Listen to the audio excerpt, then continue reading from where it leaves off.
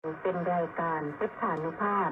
ดำเนินรายการโดยพระธรรมกิติเมธีผู้ช่วยเจ้าวาดวัดราชาธิวาสวรวิหาร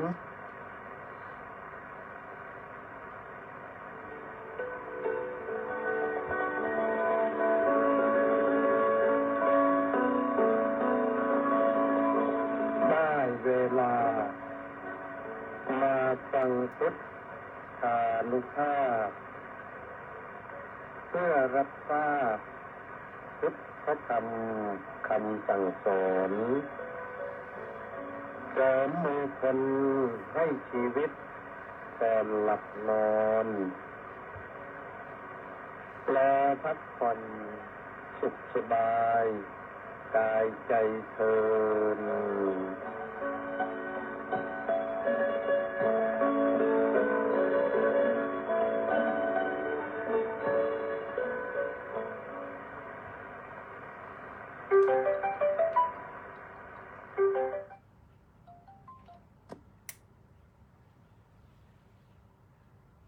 อะระหัง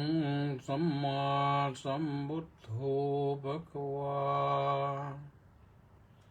พุทธังภะคะวันตังอภิวาเทมิสวากขาโตภะคะวะตาธัมโมธัมมังนัมมัสสามิสุปฏิปันโนภะคะวะโตสาวกสังโฆสังฆังนะมามิ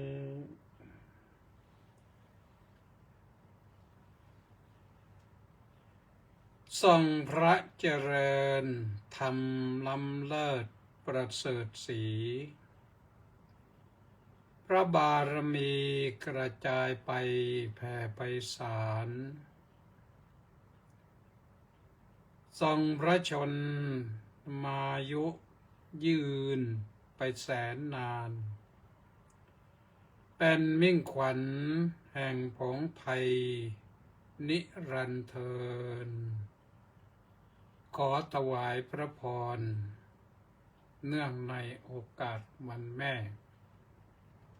วันเฉลิมพระชนมพรรษาสมเด็จพระนางเจ้าสิริกิติ์พระบรมราชินีนาถพระบรมราชชนนีพันปีหลวง เจริญสุขเจริญพรท่านสาธุชนทุกท่านวันนี้ได้อัญเชิญบทพระบาลีมาว่าพรหมาติมาตาปิตโรปุบบาจาริเยรตาอาหุนยยาจะปุตตานังปจายะอนุกัมปกาซึ่งแปลว่ามารดาบิดาเป็นพระพรหมของบุตรธิดาเป็นบุรพาจารย์ของบุตรธิดาเป็นผู้ประดุจไฟที่ควรบูชาของบุตรธิดาด้วยว่าท่านเป็นผู้อนุเคราะห์ประชาคือบุตรธิดาของตนเป็นที่สุด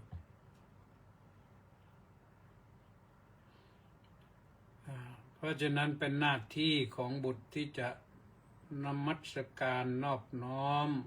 สักการะบูชาท่านด้วยน้ำด้วยข้าวด้วยผ้าด้วยที่นั่งที่นอนให้สะดวกสบายนั่นเป็นสิ่งที่มีปรากฏในคัมภีร์ในตำราท่านสาธุชนทั้งหลาย นอกจากที่ว่ามาแล้วนั่นในมงคลสูตร พระพุทธองค์ก็ยังตรัสแก่เทวดาว่ามาตาปิตุอุปัฏฐานังอุตตดารัสสังคโหอนาคุลาจกัมมันตาเอตัมมังคลมุตตมัง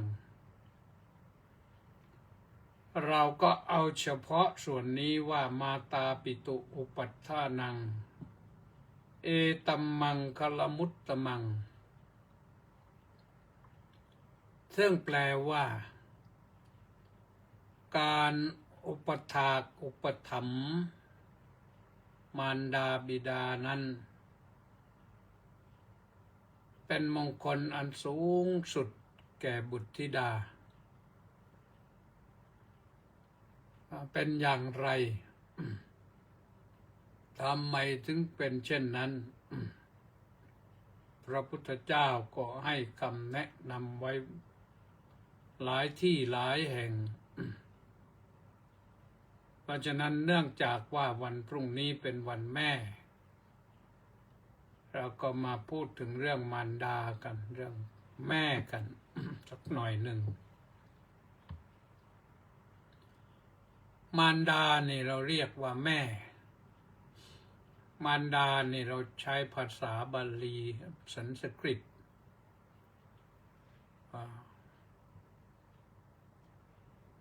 เวลาเขาเรียกคนอินเดียเนี่ยมาตายี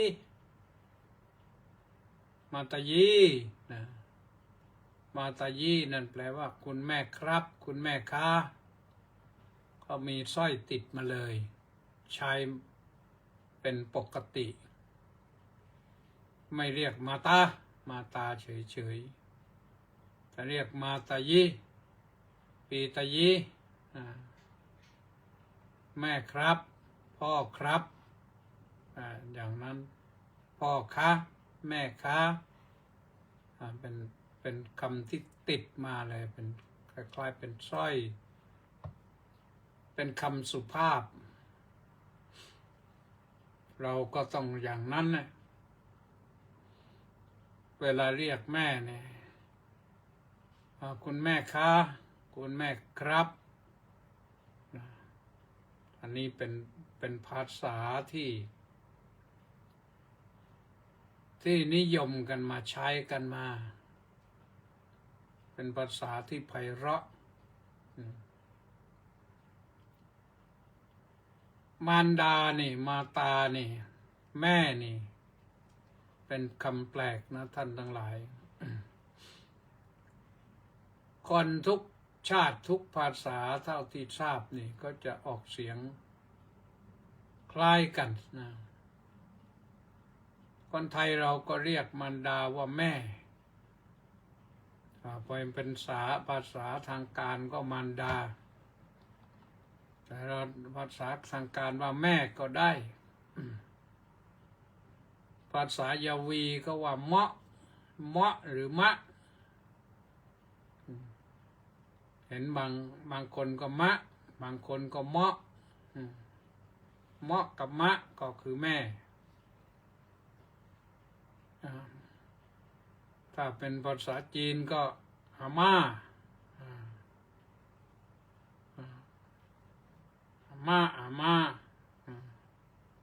ก็มอเหมือนกันภาษาอังกฤษก็มาเตอร์ถ้าเรียกก็มาเตอร์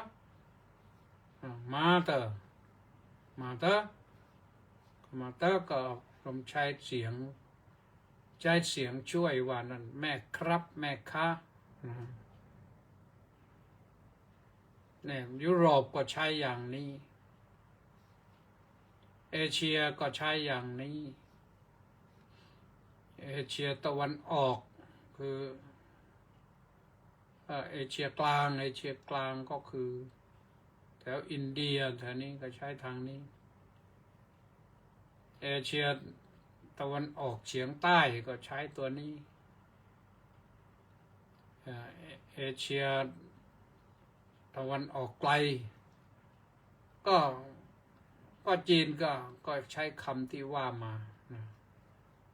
เพราะนั้นนั่นก็คือภาษาแ แต่คนทุกชนทุกชาตินี่ก็เคารพมารดาเหมือนกันนะโดยเฉพาะทางพระพุทธศาสนาเนี่ยพระพุทธองค์ทรงให้เกียรติแก่มารดามากในพระบาลีพระไตรปิฎกนะที่อ่านมาแล้วทั้งหมดที่เจอก็ต้องยกแม่ขึ้นก่อนเสมออย่างในมงคลสูตรอย่างเนี้ยมาตาปิตุอุปัฏฐานังการบำรุงมารดาบิดาหรือในรวมเหมือนจะเป็นในสังยุตตนิกายนะที่ยกบาลีมาว่าพรหมมาติมาตาปิตโรมารดาบิดาเป็นพระพรหมของบุตรเป็นผู้ที่ควรเคารพนอบนับถือบูชาทำไมถึงเป็นพระพรหมของบุตร เพราะว่ามารดานั้นมีพรหมวิหารธรรมอยู่ในใจรักลูกด้วยเมตตารักลูกมากๆบางครั้งบางทีลูกก็ไปทำผิดมาแม่ก็ยังพยายามจะเป็นทนายจะเป็นผู้พิพากษาให้ลูกถูกนั่นแหละด้วยความรักถึงจะอย่างไรก็แม้กฎหมายเขียนไว้แล้วผู้พิพากษาชี้ขาดตัดสินไปแล้วว่าลูกผิดแม่ก็ไม่ได้ทิ้งลูกหรอกติดคุกติดตารางก็ยังไปเยี่ยมอยู่นั่นแหละนะอายคนขนาดไหนก็ยอมทนต้องไปเยี่ยมนอกจากไปเยี่ยมแล้วก็จะมีของฝากอะไรที่รับได้อยู่ในคุกก็มีของฝากไปฝากถึงนอกจากฝากความรักความคิดถึงแล้วก็ฝากอาหารการกินที่เขาอนุญาตให้เข้าได้นะอนุญาตให้เข้าไปในเรือนจำในคุกได้นะก็ต้องทำอย่างนั้นความรักด้วยอำนาจเมตตานี่มันรักพิเศษนะแม่รักตั้งแต่เราอยู่ในครรภ์พ่อยังความรู้สึกไม่เท่าแม่นะเพราะแม่นะพอรู้ว่าตั้งครรภ์แล้วนี่ตื่นเต้นดีใจแล้วทั้งที่รู้อยู่ว่าอนาคตนี่จะต้องลำบากก่อนลูกจะออกจากครรภ์นี่ต้องอุ้มท้องไปตั้งแต่วันละนิดวันละหน่อยสัปดาห์หนึ่งก็แล้ว2 สัปดาห์ก็แล้ว3 สัปดาห์ก็แล้ว4 สัปดาห์ก็แล้วพอครบเดือนนี่เริ่มจะรู้สึกนะว่ามันต่างจากเดิมเพราะมีก้อนเนื้ออะไรไปแทรกอยู่ในมดลูกในท้อง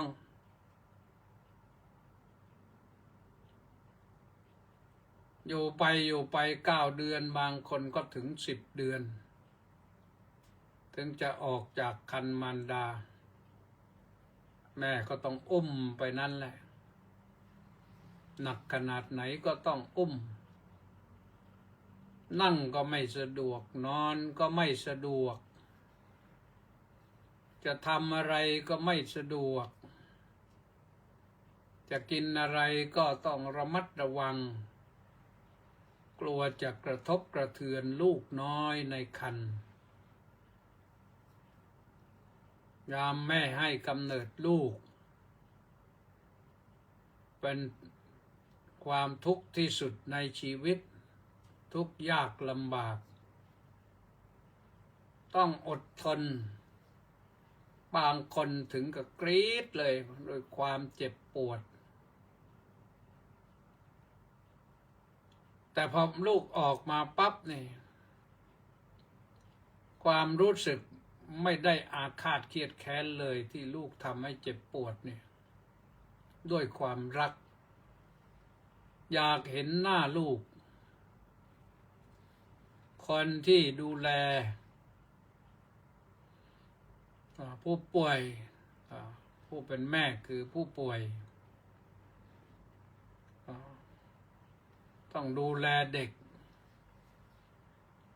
ต้องจัดการอาบน้ำอาบไรให้เรียบร้อยแม่ก็อยากจะเห็นหน้าลูกอยู่นั่นแหละทั้งที่ตัวเองก็ไหวติงไม่ได้ก็พยายามในที่สุดก็จะได้เห็นแล้วก็จะต้องเอามากอดมาอุ้มด้วยชื่นใจด้วยความรักทั้งหลายทั้งปวงนั่นคือความรัก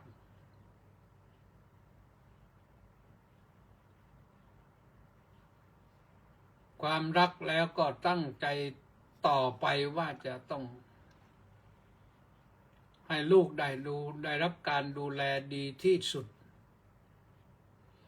ไม่ไว้เนื้อเชื่อใจใครต้องดูแลเองต้องดูแลไปพอทำได้ก็ท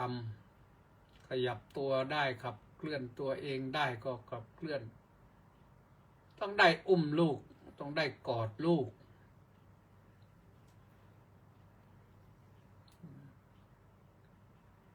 แม้จะเหนื่อยยากลำบากขนาดไหนก็ทน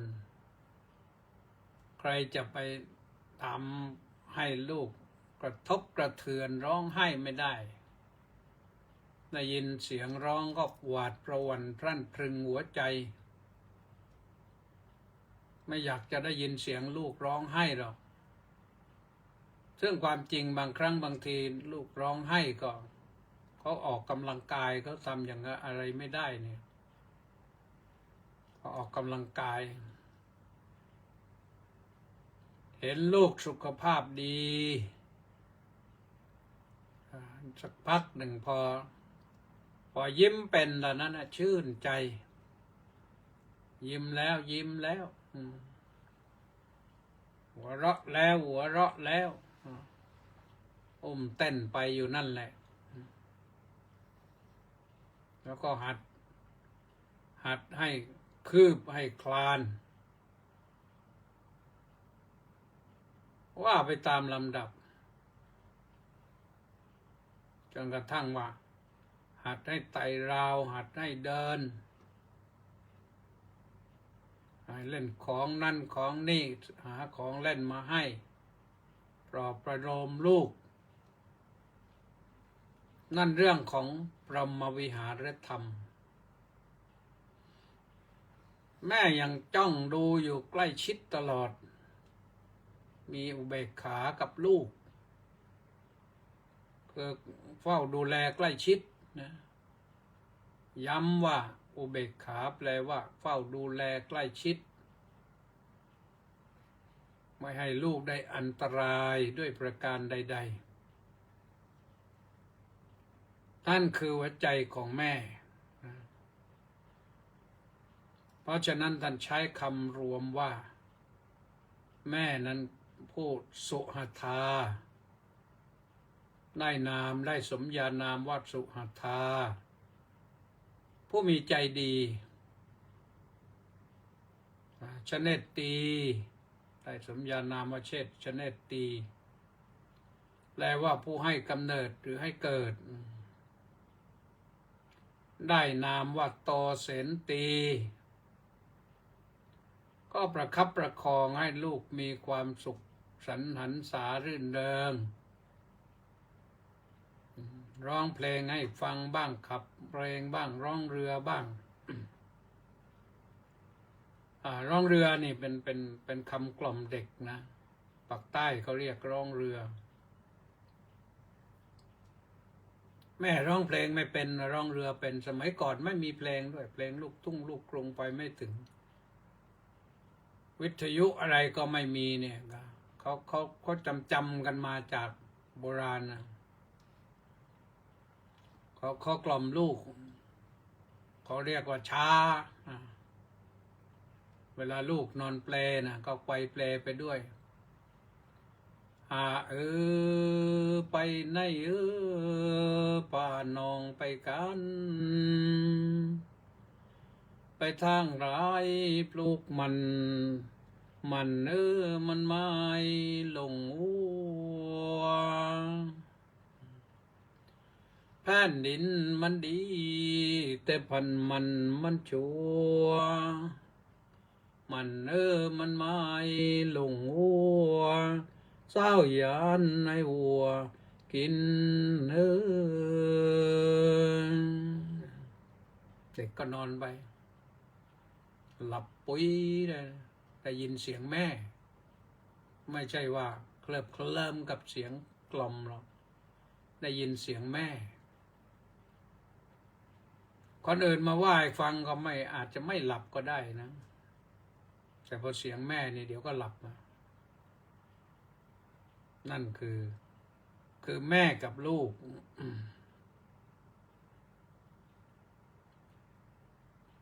เป็นปอเสนตีให้ชื่นใจยินดี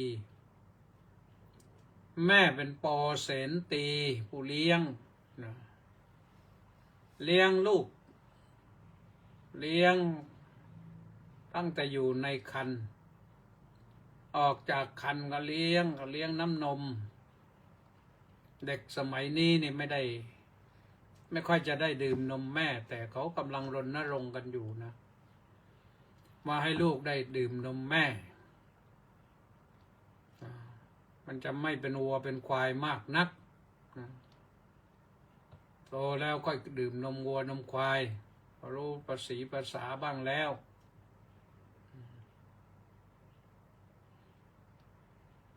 ให้ดื่มนมแม่เคยเห็นเพื่อนนะเพื่อนมันดื่มนมแม่มันจบป .4 แล้วยังดื่มนมแม่นะ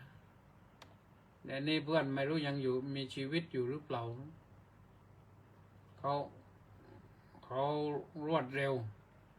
ทิ้งนมแม่ไม่เท่าไหร่เขาก็แต่งงานแล้วอายุสัก15-16เขาก็แต่งงานแล้วไม่รู้ยังมีชีวิตอยู่หรือเปล่าขอไม่เอ่ยชื่อกันแล้วกันอันนี้เพื่อนเรียนประถมกันอยู่นะนี่แหละท่านทั้งหลายนี่ว่าเรื่องแม่นะเป็นเมตตากรุณามุทิตาอุเบกขาลูกทำให้ชอกช้ำอย่างไรแม่ก็ยังรักยังคิดถึงชอกช้ำก็ร้องไห้ไปแล้วหายจากร้องไห้ก็ยังรักต่อนั่นแหละถ้าโดยหน้าที่แม่ท่านทำอย่างไรบ้างท่านห้ามเราอบรมสั่งสอนเป็นครูคนแรกนะปุบบาจริเยรตานะเป็นบุรพาจารย์คือครูคนแรกที่สอนทุกอย่างสอนตั้งแต่ออกจากกันสอนให้ ดูดนมแม่สมัยก่อนเนี่ยลูกดูดนมนี่ว่ากันไปแล้วเนี่ยนมหมดเป็นปี๊บนะถ้าสร้างขึ้นใหม่ไม่ได้นี่อกกลวงเลยแม่นี่อกกลวงเลยลูกดูดนมหมดเนี่ยแห้งพากแต่ดีที่ว่า ธาตุปรับปรุงให้แม่ก็ดื่มน้ำได้บริโภคอาหารได้ก็เลยสร้างน้ำนมขึ้นมาได้เพื่อลูกสร้างขึ้นได้จนกว่าลูกจะเลิกดื่มนมแต่เขาหย่านะสมัยก่อนเขาหย่าถ้าดูดนานมากเขาก็หย่าอาตมาภาพเองเนี่ยไม่กล้าดื่มนมมาได้มาเพิ่งมาดื่มไม่นั่นในเมื่ออายุ30-40 ปีแล้วมึงมาดื่มนมอีกดื่มบ้างไม่ใช่ดื่มทั้งหมดนะระยะหลังก็ดื่มนมถั่วเหลืองบ้างไม่ใช่ทุกวันนะมีให้ฉันทุกวันแหละแต่ไม่ได้ฉันทุกวันก็ดื่มกันจริงๆจังๆสมัยก่อนนะที่ไม่ได้ดื่มนมเนี่ยเนื่องจากว่าแม่ลูกดกแม่ลูกมากแล้วก็แม่ทำงานหนักพอได้สัก5-6 เดือนแล้วก็พอกินอาหารได้อาหารที่ป้อนก็ต้องป้อนนะก็คือข้าวสุกกับกล้วยน้ำว้าเอามาเน้นนวดเน้นให้ดูดอันนี้เห็นน้องๆนะตัวเองจำไม่ได้แหละแต่เชื่อว่าก็คงเป็นเช่นนั้นหลังจากทิ้งนมแล้วก็มาเอาอาหารอ่อน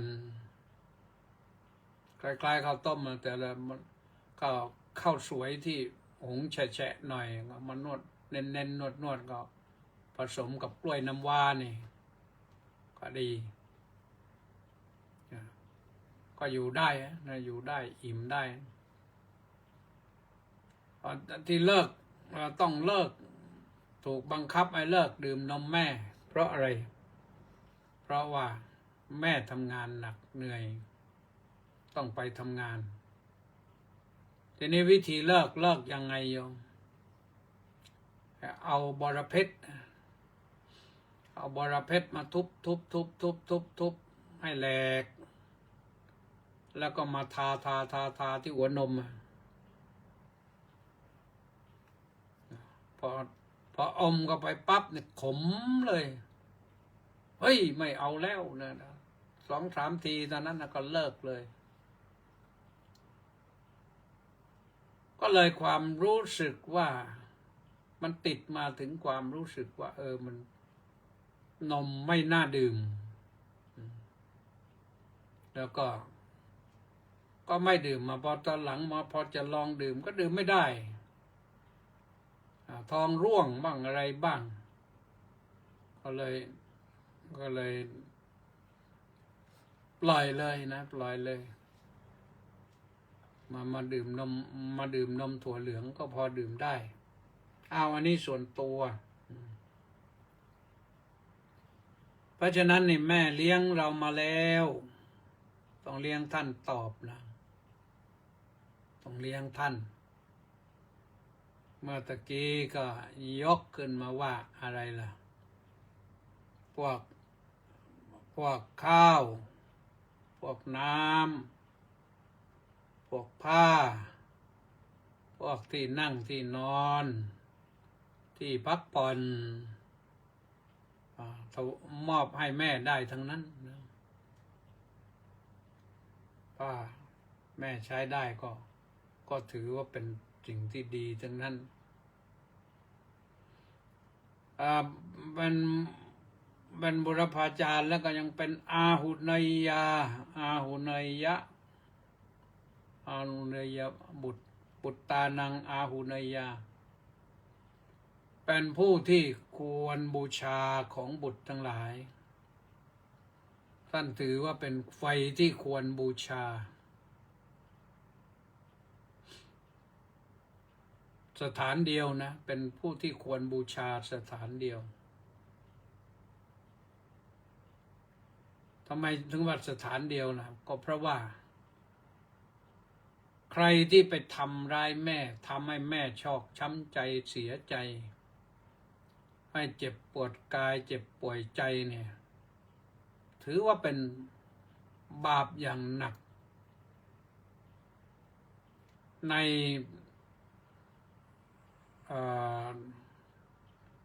สิ่งที่เป็นครุกรรมคือกรรมหนักกรรมหนักที่เป็นกรรมหนัก5 อย่างเลยครุกรรมฆ่ามารดาฆ่าบิดาฆ่าพระอรหันต์ทำโลหิตุปบาทแล้วก็สังฆเพศสังฆเพศคือทำหมู่คณะให้แตกกันฆ่ามารดานี่บาปหนักไม่มีใครแก้จะได้ช่วยได้ฆ่าบิดาก็เหมือนกันไม่มีใครช่วยได้พระเจ้าอาชาติศัตรูเนี่ยปลงพระชนพระบิดาคือพระเจ้าพิมพิสารทั้งที่ต่อมาก็ศรัทธาเลื่อมใสในพระสัมมาสัมพุทธเจ้าแล้วก็เป็นองค์อุปถัมภ์การสังคายนาพระธรรมวินัยครั้งที่3ครั้งที่ 1สังคายนาครั้งที่ 1แต่พระพุทธเจ้าตรัสไว้ว่าพระเจ้าชาติศัตรูเนี่ยถ้าไม่ทำปิตุฆาตนะได้ฟังธรรมครั้งแรก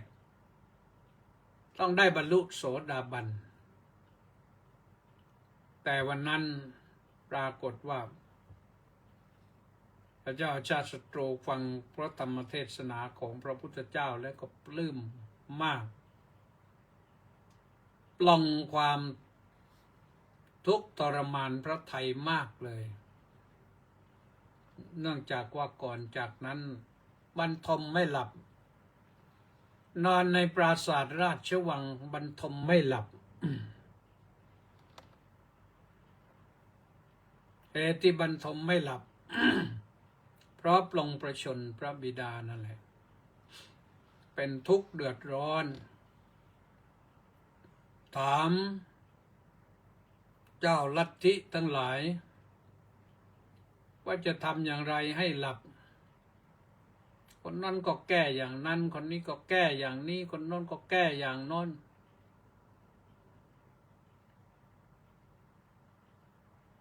ไม่พอพระทัยสักทีเนื่องจากสมัยนั้นพระเจ้าชาติศัตรูยังไม่ได้เข้ามากราบคารวะพระสัมมาสัมพุทธเจ้าทั้งที่พระพุทธเจ้าก็อยู่ในเมืองราชคฤห์นั่นแหละแต่พระเจ้าชาติศัตรูตอนเป็นพระราชกุมารก็คบหาสมาคมกับพระเทวทัตที่พาพระภิกษุออกไปแยกพวกไป500 รูปไปทำสังฆกรรมต่างหากท่านก็บาปหนักถึงกับถูกแผ่นดินสูบส่วนพระเจ้าชาติศัตรูบรรทมไม่หลับยังไงก็ไม่หลับ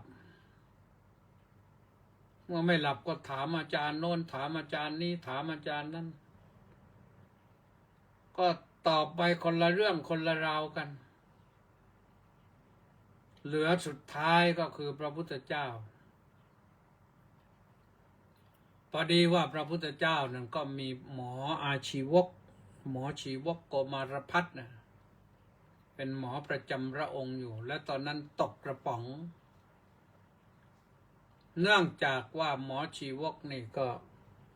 เป็นหมอประจำพระองค์ของพระเจ้าพิมพิสารด้วยพระเจ้าแผ่นดินใหม่จึงไม่ไว้วางพระราชหฤทัยในหมอชีวกก็เลยไม่ถามว่าจะแก้อย่างไร ในที่สุดไม่มีใครแล้วก็ต้องถามหมอชีวก หมอชีวกก็เสนอให้ไปแสดงพระธรรมเทศนาของพระพุทธเจ้าสักครั้งหนึ่งลองไปดู พระองค์ก็มันที่พึ่งสุดท้ายนี่นะก็ต้องไปรับไปพอไปนี่ก็ไปที่ชีวกรรมวันนะวัดของหมอชีวกนะซึ่งอยู่ในเมืองราชคฤห์นะหมอชีวกสร้างสวนมะม่วงแล้วก็สร้างวัดไว้ในสวนมะม่วงแล้วก็สร้างโรงพยาบาลด้วยอยู่คนละฝั่งถนนกันพอเข้าไปในชีวกรรมวันเนี่ยปรากฏว่าพระภิกษุนั่งฟังเทศอยู่พระพุทธเจ้ากำลังเทศอยู่นั่งเงียบเลยเงียบสนิทเลยพระเจ้าชาติศัตรูเข้าไปกันตื่นตระหนกตกพระทัยว่ามันเงียบคนมากทำไมมันเงียบคงจะเสด็จตอนหัวค่ำนะคงนึกไปว่าหมอชีวกหลอกเรามาฆ่าหรือเปล่าแต่ในที่สุดก็ถามกันว่าแล้วไหนองค์ไหนพระสมณะโคดม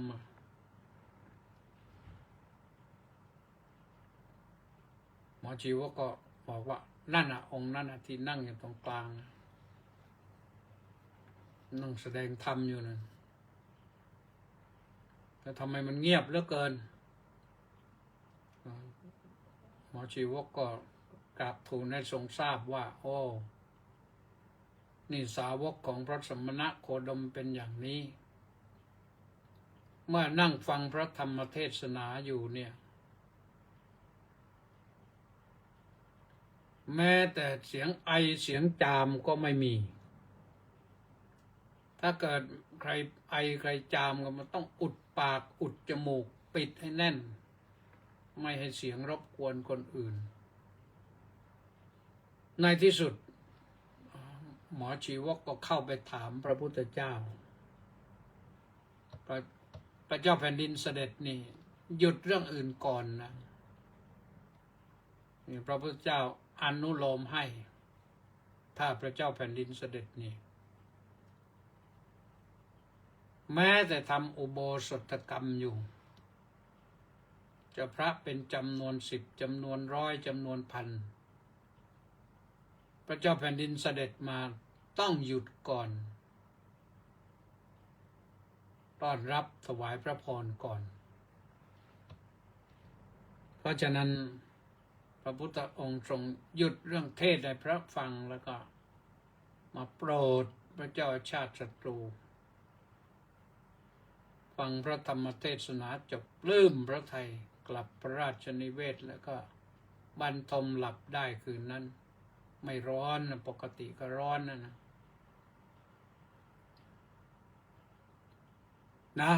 นี่ก็เล่าไปเรื่องบิด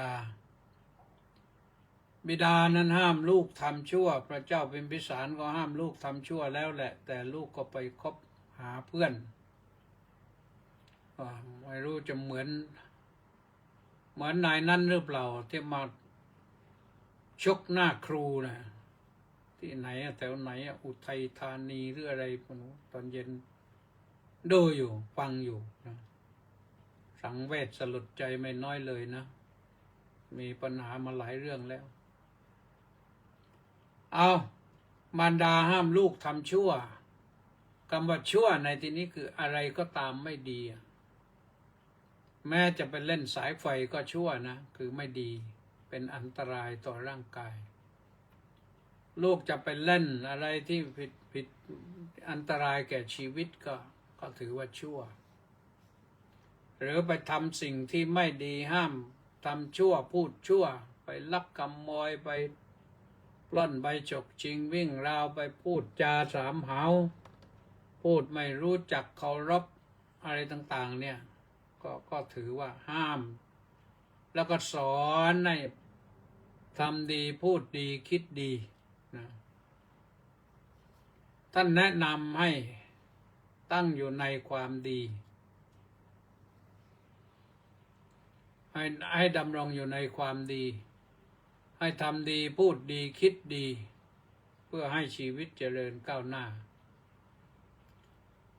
ท่านส่งเสริมให้ศึกษาศิลปะวิทยา หาช่องทางให้ลูกได้ศึกษาเล่าเรียนขวนขวายแล้วก็พาตลอนไปโน่นไปนี่เพื่อให้เข้าเรียนเข้าศึกษาในสถาบันที่ดี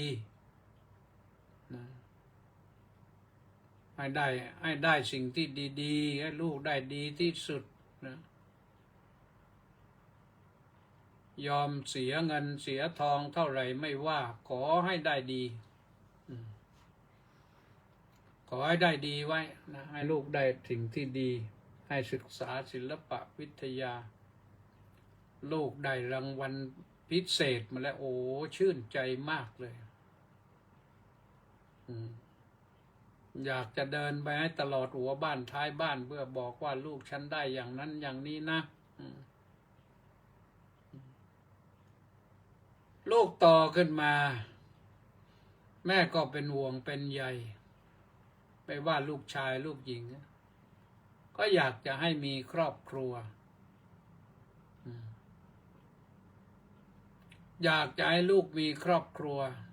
จ้องมองอยู่ถ้าลูกยังไม่คิดก็อาจจะถามเย็บเน็บแนมจนกระทั่งว่ากระตุ้นให้ว่าเพราะว่าแม่นี่ก็ต้องรู้ตัวเองนะว่าอายุพอมากขึ้นก็รู้ว่าไม่ถอยกลับไปเรื่อยๆก็อยากจะเห็นลูกเจริญเติบโตมั่นคงนอกจากเห็นลูกแล้วอยากจะเห็นหลานสืบทอดทายาทได้เวลาอันสมควรก็มอบทรัพย์ให้ในสมัยที่เหมาะนะก็เห็นว่ารู้จักรักษาทรัพย์อะไรได้แล้วก็จะมอบให้ทำพินัยกรรมมอบให้อาจจะทำพินัยกรรมไว้ก่อนเป็นความลับไว้พอถึงวันหนึ่งตัวเองมือเท้าไม่ไหวติงแล้วก็พินัยกรรมนั้นก็จะเป็นหลักฐานให้ลูกได้รับทรัพย์มรดก เพื่อไม่ให้ใครมาแย่งชิงเสีย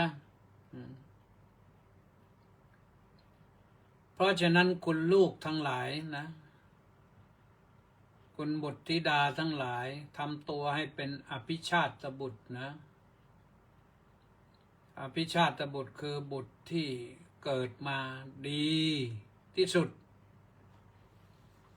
มีคุณธรรมมีศีลธรรมมีจริยธรรมให้มากกว่ามารดายิ่งดีแต่อย่างน้อยก็เป็นอนุชาตบุตรคือให้มีคุณธรรมสืบทอดทายาทได้สืบทอดวัฒนธรรมพ่อแม่วงศกุลได้อันนี้คือลูกที่ดีมีคุณธรรมเสมอด้วยมารดาเพราะฉะนั้นแม่นี่จะเลี้ยงเรามาแล้วนี่ต้องเลี้ยงท่านตอบเลี้ยงอาหารก็ได้เลี้ยงกายเลี้ยงใจ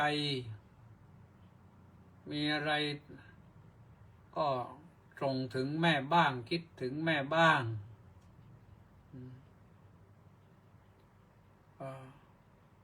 ช่วยทำกิจของท่านนี่ก็เป็นหน้าที่ของลูกมีบริษัทก็ช่วยสืบต่อบริษัทอย่าให้บริษัทมันล่มมันเจ๊งไปหาช่องทางทำให้มันดีขึ้นกิจการอะไรมีท่านทำมาก็สืบทอดทำต่อไปอย่าให้มันเสื่อมสิ้นไปให้ท่านได้เห็นแล้วก็เศร้าใจนะ พระพุทธเจ้าแนะนำว่าบุตรธิดานั้นต้องดำรงวงศกุลช่วยดำรงวงศกุล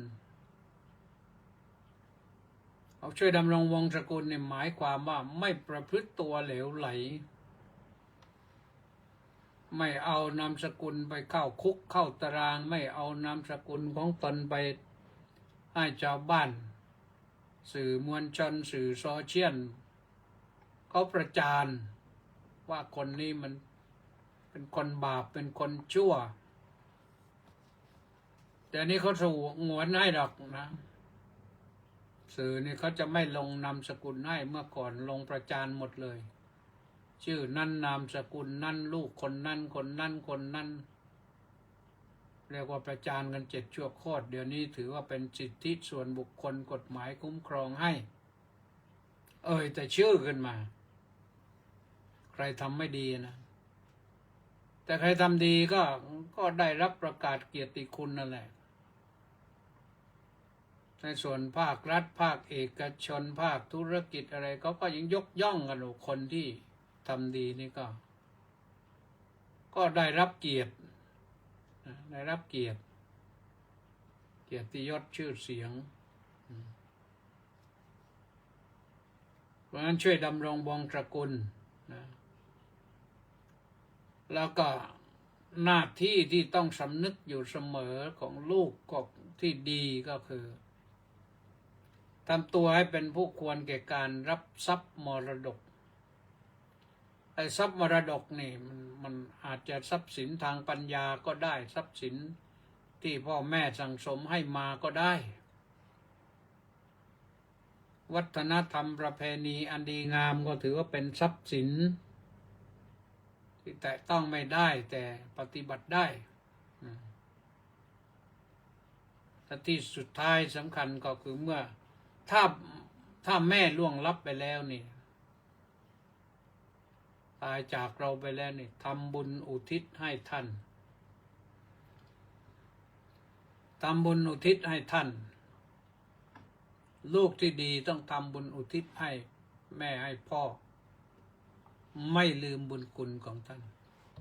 ทำบุญนั้นอุทิศให้พ่อแม่นั้น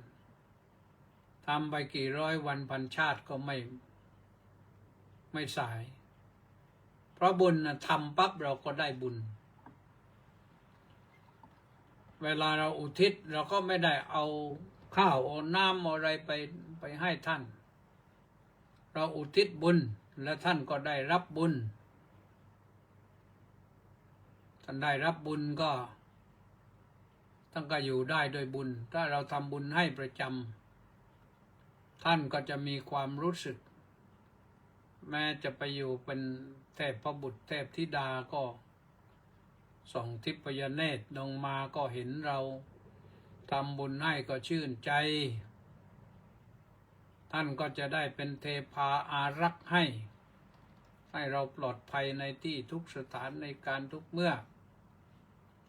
นอนหลับอยู่ในบ้านก็สบายไฟก็ไม่ไหม้บ้านประตูก็ไม่ถูกคนอื่นมาเปิดไม่ถูกปล้นไม่ถูกจี้เดินทางไปไหนก็ปลอดภัยเพราะมีเทพารักษ์นี่แหละท่านทั้งหลายมารดาบิดาเป็นพระพรหมของบุตรธิดา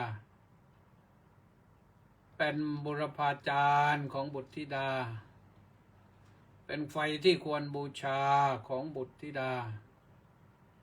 เพราะฉะนั้นควรนอบน้อมนมัสการทำบุญอุทิศให้ท่าน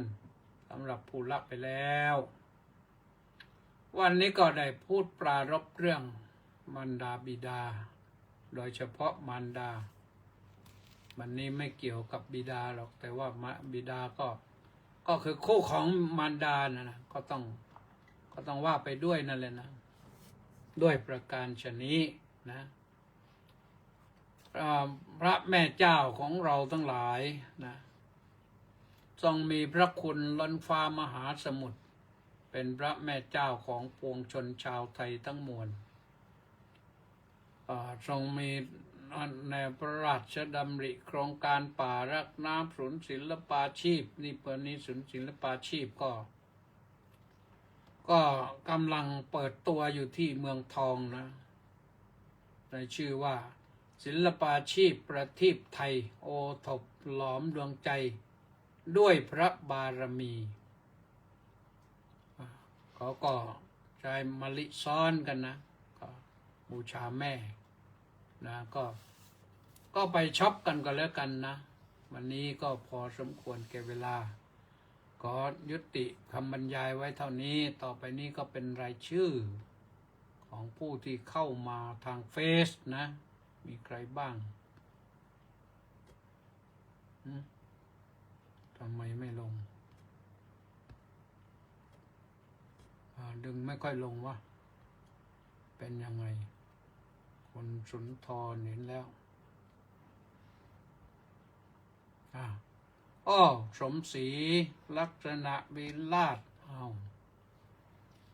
คนสุนทรเจนมณีแสงจันทร์แล้วก็แปะนันทิการไปสารรัตนวงศ์กุลแล้วก็มีใครอีกบินคิม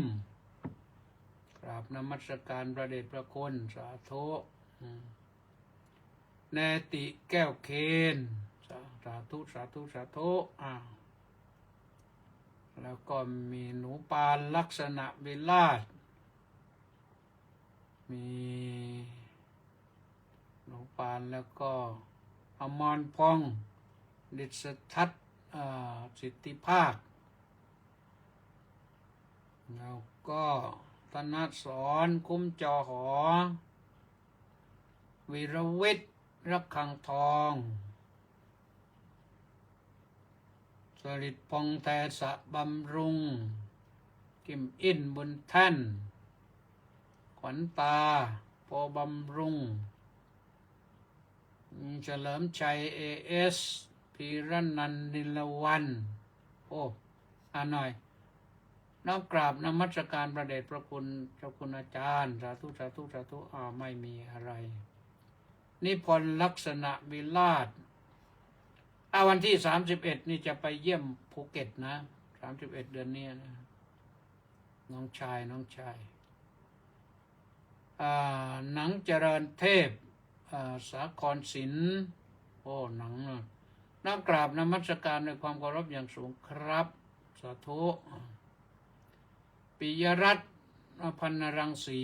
หายไปนานแล้วนะน้อมกราบนมัสการท่านเจ้าคุณพระอาจารย์ที่เคารพกราบสาธุสาธุสาธุเจ้าข้า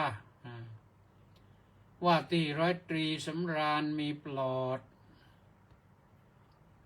ทองใสราชโคตรเจดาพาเพลินสุชาดายาสิทธิมงคลตาสิทธิมงคลไม่ใช่ตาขอไปเนี่ยอ่านโดยย่อไม่อ่านคอมเมนต์นะก็คล้ายคลึงกันนะก็จบไว้เท่านี้เวลาก็หมดพอดีก็ขออำนวยอวยพรนะให้คุณแม่ทุกท่านทุกคนนะมีความสุขความเจริญแล้วก็ให้มีแต่สุขสบายกายใจในที่ทุกสถานในการทุกเมื่อพรุ่งนี้ก็เราก็บูชาแม่กันนะดอกมะลิเป็นสัญลักษณ์สำคัญนะขอไว้เท่านี้ขอความสุขสวัสดีจงมีแด่ทุกท่านพบกันใหม่วันพรุ่งนี้สวัสดี